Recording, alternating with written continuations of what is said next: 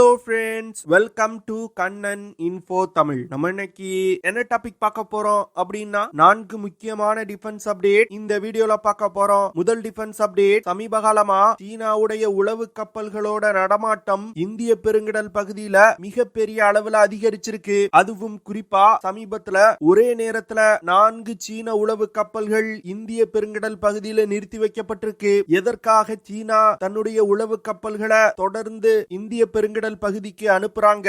இதற்கு பின்னாடி இருக்கக்கூடிய சீனாவுடைய வஞ்சக திட்டம் என்ன அப்படிங்கிறது குறித்து பார்க்கலாம். இரண்டாவது அப்டேட், இந்தியா தயாரிக்க உள்ள AMCA 5th generation fighter jet விமானத்துல LPI அப்படிங்கிற ஒரு அதிநவீன தொழில்நுட்பம் இணைக்கப்பட இருப்பதா செய்திகள் வெளிவந்திருக்கு. இந்த தொழில்நுட்பம் ஆம்கா போர் விமானத்துல இணைக்கப்பட்டால் ஆம்கா போர் விமானம் உலகின் தலை சிறந்த 5th ஜெனரேஷன் ஃபைட்டர் ஜெட் விமானமா இருக்கும் அப்படின்னு டிஃபென்ஸ் எக்ஸ்பர்ட் சொல்றாங்க.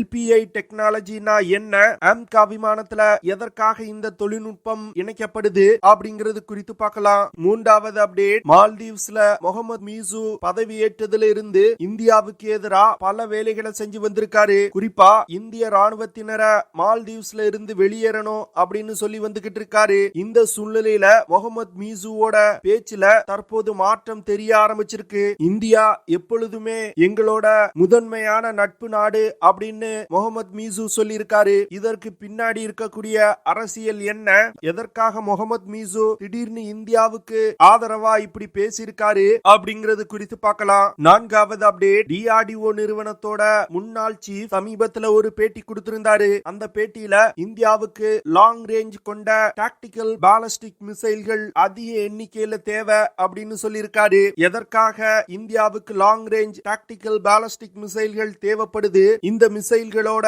செயல்திறன் மற்றும் சிறப்பு அம்சங்கள் என்ன அப்படிங்கிறது குறித்து நம்ம டீடைலா இந்த வீடியோல பார்க்கலாம். நம்ம சேனல்ல டிஃபென்ஸ் மற்றும் ஜியோபாலிட்டிக்ஸ் சம்பந்தமா தினம் ஒரு வீடியோ பப்ளிஷ் பண்ணிட்டு இருக்கோம். உங்களுக்கு நம்ம சேனல்ல பப்ளிஷ் பண்ணக்கூடிய வீடியோஸ் பிடிச்சிருந்துச்சுன்னா சேனலை சப்ஸ்கிரைப் பண்ணி சப்போர்ட் பண்ணுங்க. நீங்க பண்ற ஒவ்வொரு சப்ஸ்கிரிப்ஷனும் எனக்கு அடுத்தடுத்த வீடியோஸ் போடுறதுக்கு ஒரு மோட்டிவேஷனா இருக்கும். தற்போதைய நிலையில இந்திய பெருங்கடல் பகுதியில ஜிங்யாங்ஹாங் 1, ஜிங்யாங்ஹாங் 2 மற்றும் டாங்யாங்ஹா அப்படிங்கிற 3 சீன உளவு கப்பல்கள் நிலைநிறுத்தப்பட்டிருக்கு. இந்த சூழ்நிலையில நான்காவதா யுவாங்வாங் 3 அப்படிங்கிற ஒரு உளவு கப்பலையும் இந்திய பெருங்கடல் பகுதிக்கு சீனா நகர்த்துறாங்க. இது சேட்டலைட் புகைப்படங்கள் மூலமா உறுதி செய்யப்பட்டிருக்கு. அதாவது இந்தியா ஏப்ரல் 3 இருந்து 4 வரைக்கும் பே ஆஃப் பெங்கால் பகுதியில நோட்டம் இஷ்யூ பண்ணிருக்காங்க. நோட்டம் அப்படின்னா நோட்டீஸ் ஃபார் ஏர்மேன் சொல்லுவாங்க. அதாவது குறிப்பிட்ட நாட்கள்ல இந்தியா குறிப்பிட்டிருக்க அந்த பகுதியில விமானங்கள் பறப்பதற்கு தடை விதிக்கப்பட்டிருக்கு. இது எதற்காக இந்தியா செய்வாங்கன்னா சேட்டலைட் லான்ச் செய்வதற்கும் மிசைல் சோதனை செய்வதற்கும் இந்தியா செய்வாங்க. இந்தியா எப்பொழுதெல்லாம் இது போன்ற நோட்டமை இஷ்யூ செய்றாங்களோ அப்பொழுதெல்லாம் சீனா தன்னுடைய உளவு கப்பல்களை இந்திய பெருங்கடல் பகுதிக்கு அனுப்பி இந்தியா சோதிக்கும் மிசைல்களை தன்னுடைய மிசைல் டிராக்கிங் கப்பல்களை வச்சு உளவு பார்ப்பாங்க. இதன் மூலமா இந்தியா சோதிக்கும் மிசைல்களோட செயல்திறன் என்ன அப்படிங்கறத சீனா கண்டுபிடிக்க முடியும். இதற்கு முன்னாடியும் பல முறை சீனா இது போன்ற வேலைகளை செஞ்சிருக்காங்க. ஆனா தற்போது 4 உளவு கப்பல்களை இந்திய பெருங்கடல் பகுதியில நிறுத்தி வைப்பதன் மூலம் இந்தியா ஏதோ ஒரு அதிநவீன மிசைல சோதிக்க இருப்பாங்க அப்படிங்கறத சீனா முன்கூட்டியே கணிச்சிருப்பதா டிஃபென்ஸ் எக்ஸ்பர்ட் சொல்றாங்க. இதன் காரணமாக தான் தன்னுடைய 4 உளவு கப்பல்களை இந்திய பெருங்கடல் பகுதியில நிறுத்தி இருக்காங்க. சில வாரங்களுக்கு முன்பு இந்தியா அக்னி 5 மற்றும் K4 சப்மரீன் லான்ச் பாலிஸ்டிக் மிசைல்களை சோதிக்க இருந்தாங்க. ஆனா சீன உளவு கப்பல்களோட நடமாட்டம் காரணமா இந்தியா அக்னி 5 இன்டர்கான்டினென்டல் பாலிஸ்டிக் மிசைல்களை மட்டும் சோதனை செஞ்சாங்க. K4 சப்மரீன் லான்ச் பாலிஸ்டிக் மிசைல சோதிக்கல.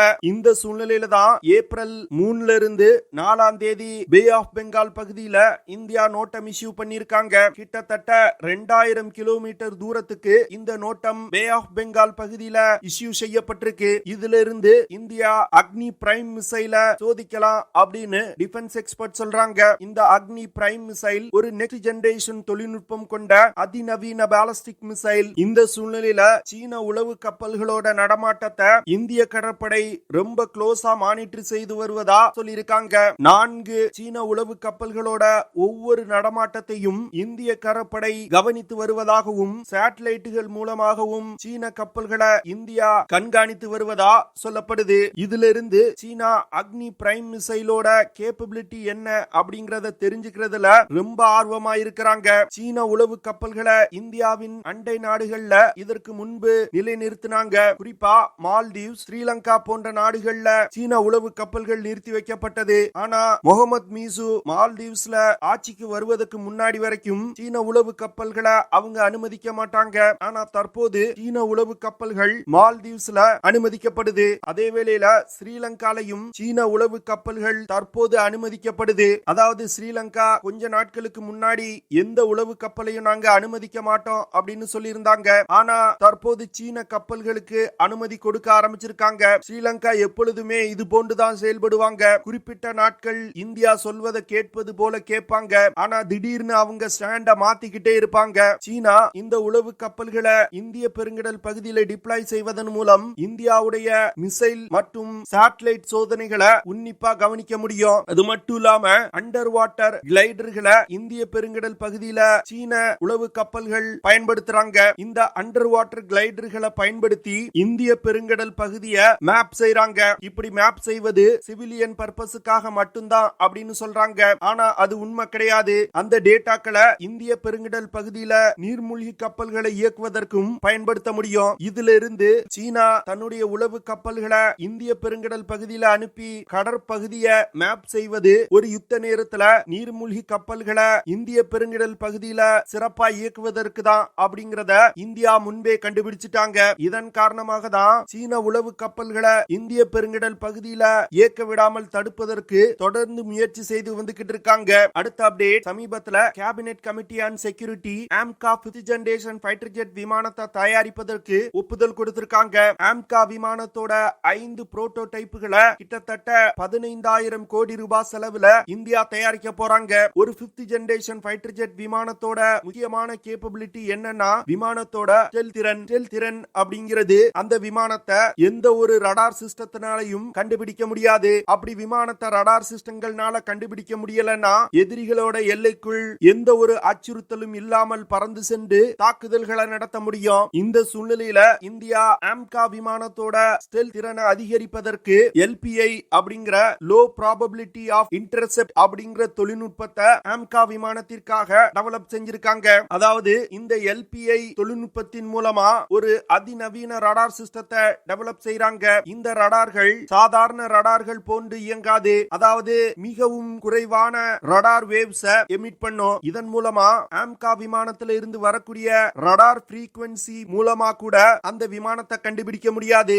இந்த தொழில்நுட்பம் ஆம்கா விமானத்தோட ஸ்டெல்த் திறனை மிகப்பெரிய அளவுல அதிகரிக்கும் அப்படின்னு சொல்றாங்க. இதன் மூலமா எதிரிகளோட எந்த ஒரு ரடார் சிஸ்டத்தினாலையும் ஆம்கா விமானத்தை கண்டுபிடிக்க முடியாது. அது மட்டும் இல்லாம எதிரிகளால் ஏவப்படும் மிசைல்கள்னால ஆம்கா விமானத்தை கண்டுபிடித்து தாக்குதலும் நடத்த முடியாது. இந்தியா இந்த LPI ரடார் தொழில்நுட்பம் தவிர பல வழிகள்ல ஆம்கா விமானத்தோட ஸ்டெல்த் திறனை அதிகரிப்பதற்கு முயற்சி செய்யறாங்க. குறிப்பா சொல்லணும்னா விமானத்தோட வடிவமைப்பிலேயே பல மாற்றங்களை கொண்டு வந்திருக்காங்க. அதாவது விமானத்துல எந்த ஒரு ஷார்ப்பான எட்ஜஸும் இல்லாம ஆம்கா விமானத்தை தயாரிக்கிறாங்க. இதன் மூலமா எதிரிகளோட ரடார் சிக்னல்ஸ் விமானத்தின் மீது பட்டு ரிஃப்ளெக்ட் ஆவதை தடுக்க முடியும். அடுத்து விமானத்தை ரடார் அப்சர்விங் மெட்டீரியல்களை கொண்டு தயாரிப்பது. அதற்காக இந்தியா ரடார் அப்சர்விங் மெட்டீரியல்களை ஏற்கனவே தயாரிச்சிட்டாங்க.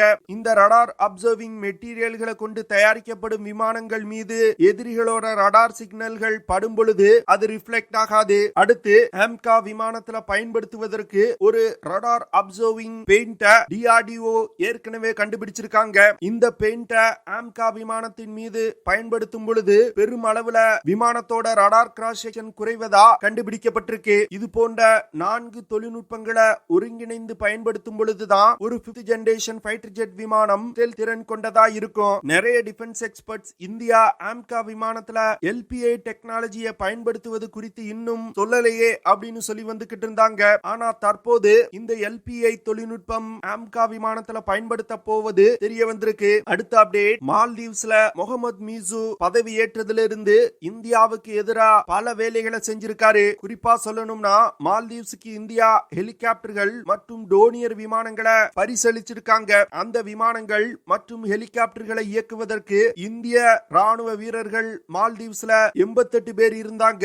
ஆனா முகமது மீசு இந்த 88 பேரை ஆயிரக்கணக்கான இந்திய ராணுவ வீரர்கள் மால்தீவ்ஸ்ல இருக்காங்க அப்படின்னு பொய்யா ப்ரொபகண்டா செஞ்சு எலெக்ஷன்ல ஜெயிச்சாரு. தற்போது எலெக்ஷன்ல ஜெயிச்சு ஆட்சிக்கு வந்தவுடன் இந்திய வீரர்கள் மால்தீவ்ஸ்ல இருந்து வெளியேறணும் அப்படின்னு சொன்னாரு. இதனை தொடர்ந்து முதற்கட்டமா இந்தியா ஒரு குறிப்பிட்ட அளவிலான இந்திய வீரர்களை திரும்ப பெற்றுட்டாங்க.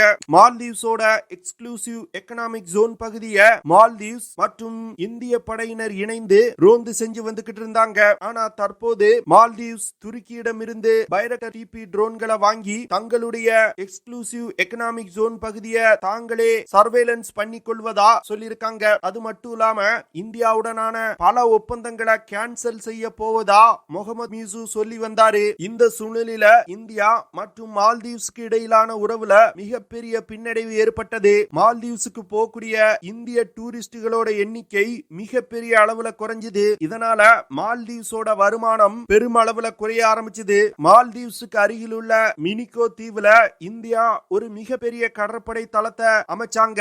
மால்தீவ்ஸ்ல இருந்து வெறும் 70 நாட்டிக்கல் மைல் தொலைவுல தான் இந்த கடற்படை தளம் இருக்கு. இதன் மூலமா மால்தீவ்ஸ் இந்திய படையினரை தன்னுடைய நாட்டில இருந்து வெளியேற்றினாலும் இந்தியாவால அந்த இடத்துல தொடர்ந்து தன்னுடைய ஆபரேஷன்களை கேரி அவுட் செய்ய முடியும் அப்படின்னு இந்தியா காமிச்சாங்க. இந்த சூழ்நிலையில தான் மால்தீவ்ஸோட பிரசிடென்ட் முகமது மீசு தற்போது இந்தியாவை சமாதானப்படுத்தும் விதமா பேச ஆரம்பிச்சிருக்காரு. இந்த சூழ்நிலையில இந்தியாவை சமாதானப்படுத்தும் விதமா முகமது மீசு சமீபத்துல சில ஸ்டேட்மெண்ட்களை வெளியிட்டிருக்காரு. அதாவது எப்பொழுதுமே இந்தியா மால்தீவ்ஸோட ஒரு பிரதான நட்பு நாடா இருக்காங்க, இனிமேலும் அப்படிதான் இருக்கும் அப்படின்னு அவர் சொல்லியிருக்காரு. அது மட்டும் இல்லாம இந்தியா மால்தீவ்ஸோட வளர்ச்சிக்கு பெருமளவுல கான்ட்ரிபியூட் செஞ்சிருப்பதா அவர் புகழ்ந்திருக்காரு. முகமது மீசுவோட இந்த ஸ்டேட்மெண்ட்டுக்கு பின்னாடி இருக்கக்கூடிய விஷயம் என்னன்னா, மால்தீவ்ஸ் இந்தியாவிடம் இருந்து கிட்டத்தட்ட 400 மில்லியன் அமெரிக்க டாலர்களை கடனா வாங்கியிருக்காங்க. அந்த கடனை திருப்பி கொடுப்பதற்கு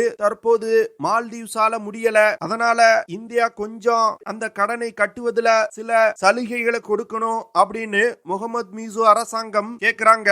இதன் காரணமாக தான் தற்போது முகமது மீசு இறங்கி வர ஆரம்பிச்சிருக்காரு. என்ன பொறுத்த மட்டில் முகமது மீசுவோட இது போன்ற ஸ்டேட்மெண்ட்டை மதிக்கவே கூடாது. மால்தீவ்ஸ் எவ்வளவு பணத்தை கொடுக்கணுமோ அதை இந்தியா ரொம்ப கராரா வசூலிக்கணும். ஏன்னா இந்தியாவுக்கு எதிரா பல வேலைகளை மால்தீவ் செஞ்சிட்டாங்க. தற்போது முகமது மீசுவோட இந்த ஒரு ஸ்டேட்மெண்ட் மூலமா அதை மாற்றிடலாம் அப்படின்னு அவர் நினைக்கிறாரு. ஆனா இந்தியா இது போன்ற பச்சோந்திகளுக்கு சரியான பதிலடியை கொடுக்கணும். அடுத்த அப்டேட், சமீபத்துல பேட்டியளித்த டிஆர்டிஓ நிறுவனத்தின் முன்னாள் சீஃப் டாக்டர் அவினாஷ் சந்திரன் ஒரு முக்கியமான விஷயத்தை வெளியிட்டிருக்காரு. அதாவது பாரத் சக்தி அப்படிங்கிற ஒரு மிகப்பெரிய போர் பயிற்சியை இந்தியா நடத்தினாங்க. இந்த போர் பயிற்சிக்கு பிறகு இந்தியாவுக்கு 1200 முதல் 1500 கிலோமீட்டர் தாக்குதல் வரம்பு கொண்ட டாக்டிக்கல் பாலஸ்டிக் மிசைல்களோட தேவை என்ன அப்படிங்கிறது புரிய வந்திருக்கு. இதன் காரணமா அவினாஷ் சந்திரன் இந்தியா அதிக அளவுல லாங் ரேஞ்ச் கொண்ட டாக்டிக்கல் பாலஸ்டிக் மிசைல்களை தயாரிக்கணும் அப்படின்னு சொல்லியிருக்காரு. தற்போதைய நிலையில இந்தியாவிடம் பிரலை ஷார்ட் ரேஞ்ச் பாலஸ்டிக் மிசைல்கள் மட்டும்தான் இருக்கு. கிட்டத்தட்ட 500 கிலோமீட்டர் தூரத்துல உள்ள இலக்குகளை இந்த பிரலை டாக்டிக்கல் பாலஸ்டிக் மிசைல்கள்னால தாக்கி அளிக்க முடியும். அவினாஷ் சந்திரன் என்ன சொல்றாருன்னா, இந்தியா குறைந்தது 1000 கிலோமீட்டர் சென்று தாக்கக்கூடிய டாக்டிக்கல் பாலஸ்டிக் மிசைல்களை அதிவிரைவா டெவலப் செய்ய வேண்டிய கட்டாயத்தில் இருப்பதா அவர் சொல்லியிருக்காரு. ஏன்னா இன்னும் கூடிய விரைவில் ராக்கெட் போர்ஸ் அப்படிங்கிற படையணிய இந்தியா உருவாக்க போறாங்க. இந்த ராக்கெட் போர்ஸ் படையணியில பயன்படுத்துவதற்கு இந்தியாவுக்கு இது போன்ற லாங் ரேஞ்ச் கொண்ட டாக்டிக்கல் பாலஸ்டிக் மிசைல்கள் அதிக அளவுல தேவைப்படும். தற்போதைய நிலையில பிரம்மோஸ், பிரலை டாக்டிக்கல் பாலஸ்டிக் மிசைல், அக்னி பிரைம் போன்ற மிசைல்கள் மட்டுமே இந்தியாவிடம் இருக்கு. அதனால லாங் ரேஞ்ச் கொண்ட டாக்டிக்கல் பாலஸ்டிக் மிசைல்களை இந்தியா அதிவிரைவா டெவலப் செய்யணும் அப்படின்னு அவினாஷ் சந்திரன் அறிவுரை வழங்கியிருக்காரு. இந்தியாவும் லாங் ரேஞ்ச் கொண்ட டாக்டிக்கல் பாலஸ்டிக் மிசைல்களை உருவாக்குவதற்கு தற்போது துரிதமா செயல்பட்டு வருவதா டிஃபென்ஸ் எக்ஸ்பர்ட் சொல்றாங்க. பார்க்கலாம் எவ்வளவு விரைவா இந்தியா லாங் ரேஞ்ச் டாக்டிக்கல் மிசைல்களை உருவாக்குறாங்க அப்படின்னு. ஓகே ஃப்ரெண்ட்ஸ், நம்ம வீடியோவோட நிறைவு பகுதிக்கு வந்துட்டோம். இதெல்லாம் தான் நான் உங்ககிட்ட ஷேர் பண்ணணும் அப்படின்னு நினைச்ச விஷயங்கள். ஐ ஹோப் நான் ஷேர் பண்ண விஷயங்கள் உங்களுக்கு பிடிச்சிருக்கும் நினைக்கிறேன். அப்படி பிடிச்சிருந்துச்சுன்னா ஷேர் பண்ணுங்க, லைக் பண்ணுங்க, கமெண்ட் பண்ணுங்க. மறக்காம நம்ம சேனலுக்கு சப்ஸ்கிரைப் பண்ணுங்க. அப்படியே அந்த பெல் நோட்டிபிகேஷனை கிளிக் பண்ணி ஆல்ங்கிற ஆப்ஷனை எனேபிள் பண்ணிக்கங்க. See you in the next video. Jai Hind.